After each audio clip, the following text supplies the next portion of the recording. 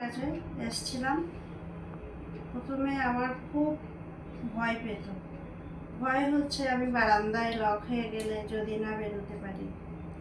বাথরুমের মধ্যে দরজা খোলা রেখেই আমি বাথরুম করতাম। এটা বন্ধ আছে না খোলা আছে এই নিয়ে আমার চিন্তা। যদি বন্ধ থাকে আমি এই অবস্থায় বাথরুম করতে করতে এসেও খুলে দিতাম। বাই চান্স যদি এটা লক হয়ে যেত, খুব ধাক্কাধাক্কি করতাম বাথরুম করা অবস্থায়। আশেপাশে যদি কেউ না থাকতো, গোটা শরীরটা আমার কাঁপতে আরম্ভ করতো। যদি দরজা বন্ধ হয়ে যায়, খুব ডাকাডাকি করতাম দরজা খোলার জন্য। প্রচণ্ড প্যালপিটেশন আরম্ভ হতো। যদি মারা যায়, যদি স্ট্রোক হয়ে যায়, এরকম আমার ভয় পেত। মনে খুব কষ্ট হতো। প্রেশার মাপলে ওই যন্ত্রটার উপর আমি তাকাতেই পারতাম না। প্রেশার বেশি হয়ে গেলে আমি ওটা দেখতেই পারতাম না। ওই জন্য আমি প্রেশার মাপাটা দেখি না।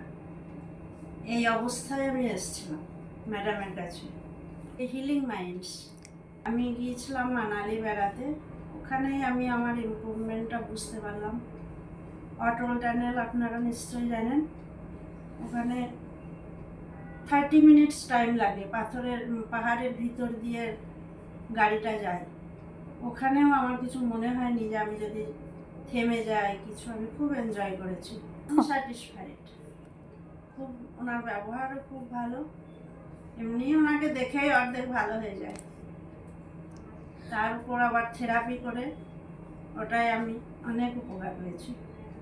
খুব ভালো আছি আমি।